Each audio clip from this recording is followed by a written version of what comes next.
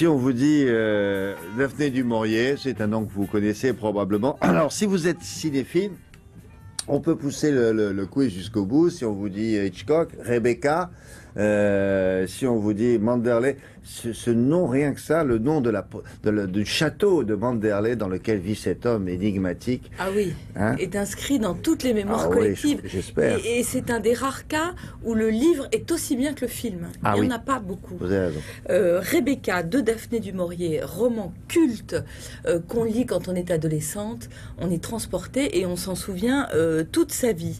Le livre a été publié en Angleterre en 1938, traduit en France en 1940. Et c'est là qu'intervient Tatiana de Renais. Tatiana de Renais qu'on connaît, auteure de best-sellers. Elle connaît le livre quasiment par cœur. Tatiana de Renais, sa mère est anglaise, donc elle le découvre quand elle a 13 ans. Elle le lit en anglais, elle le lit 10 fois. Un jour, elle veut l'offrir à une de ses amies françaises. Donc là, elle lit le livre en français. Et qu'est-ce qu'elle découvre? Elle découvre que c'est pas du tout le même livre qu'elle a lu en anglais, qu'il y a des passages qui manquent, que même la tonalité du livre n'est pas identique. Alors, Tatiana de Renais, depuis toujours, elle aime donc Daphné du Maurier. Depuis qu'elle est petite, elle veut être d'ailleurs Daphné du Maurier. Alors aujourd'hui, il y a une double actualité, c'est que grâce à elle, le roman Rebecca a été retraduit par Anouk Neuf. Et Anouk Neuf, elle s'est aperçue que tous les passages difficiles, en fait, la traductoire de l'époque, elle les avait enlevés.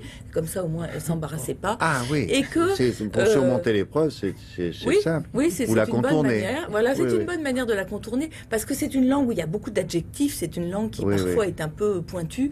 Ou alors il y avait un match de cricket et dans la première édition, ça devenait un match de rugby. Écoutez, voilà.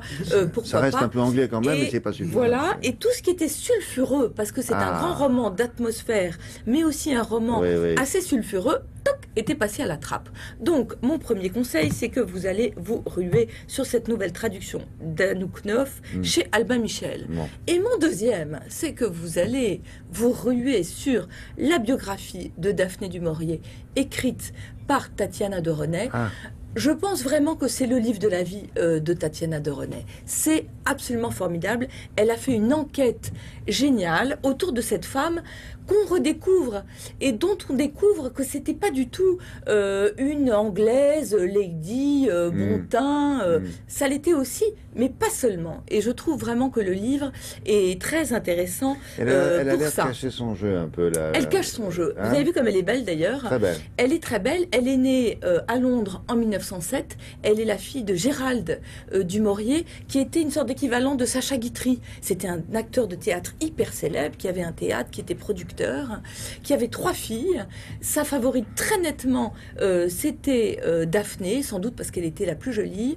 Daphné, dès qu'elle a un crayon, elle écrit. Elle écrit des nouvelles, elle écrit des histoires, elle écrit une correspondance, et dans sa correspondance, elle veut être un garçon. Elle est un garçon d'ailleurs pour elle. Elle dit que elle est une sorte de garçon dans un corps de fille, et toute sa vie, elle aura les cheveux courts, et elle aura vraiment bien avant l'heure, un peu comme Greta Garbo, une allure, elle met des tailleurs pantalons, elle a une allure très boyish, elle est d'ailleurs très très belle, et elle a beaucoup de chiens. Elle aura des aventures avec des femmes, elle aura une grande passion pour son mari, qui est un militaire, et elle aura surtout une passion pour une maison. Cette maison qui s'appelle Benabili et qui est le modèle de Manderley. Un jour, elle se promène en Cornouailles, elle tombe sur cette maison et elle tombe raide amoureuse de cette maison. 10 ans après, en 1938, elle est en Égypte avec son mari qu'elle a accompagné. Elle s'ennuie comme un rat mort parce qu'elle n'est pas du tout faite pour être femme d'expatrié.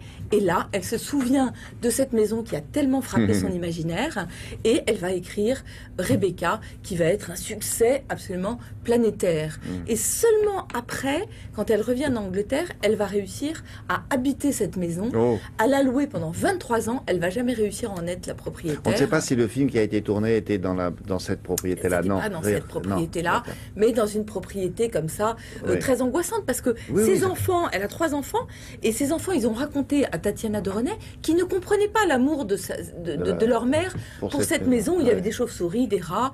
Alors c'était une maison énorme, un manoir anglais. Est-ce qu'il y avait une gouvernante qui était aussi aussi méchante que dans le film. Non, il y avait beaucoup de gouvernantes, mais pas une gouvernante méchante. Elle devait faire par semaine 28 bouquets, c'est vous dire quand même la Il y a maison. du boulot, oui. C'est un livre, je trouve passionnant parce qu'on découvre une personnalité qui est à la fois tourmentée, ambivalente, passionnée, qui toute sa vie a écrit énormément, pas seulement Rebecca, mais plein d'autres livres formidables.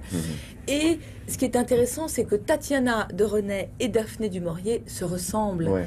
Elles ont toutes les deux des origines à la fois françaises et anglaises. Oui. Le grand-père de Daphné du Maurier était français. Elles ont toutes les deux cette chevelure argentée qu'elles vont assumer très jeunes toutes les deux. Et puis toutes les deux, elles écrivent des romans best-sellers qui parfois font pincer un peu le nez de la critique.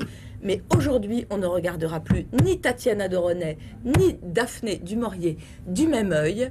Vraiment, c'est très, très réussi. Les deux, c'est presque 1000 pages, mais pourvu qu'ils fassent mauvais, que vous ayez la chance. Commencez par le roman, peut-être commencez par Rebecca, si vous l'avez jamais lu. Si vous n'avez jamais lu, vous commencez par Rebecca. Ensuite, Si vous l'avez déjà lu, vous commencez par la biographie de D'accord. Et puis, procurez-vous aussi le DVD de Rebecca, d'Alfred Hitchcock, avec Laurence Olivier, dans le rôle de cet homme séduisant. C'est John Fontaine qui devait faire la... exactement, et Laurence Olivier qui fait Maximilien de Winter. Maximilien et la gouvernante. Oui. Comment s'appelle la Mrs. gouvernante? Denver. Mrs. Denver, bien joué. Je crois que c'est Judith Anderson. Oui, c'est Judith Anderson, exact. Et c'est chez une coédition Albin Michel et Loïs d'Arbesson, qui est l'éditrice traditionnelle de Tatiana. Merci beaucoup. La suite.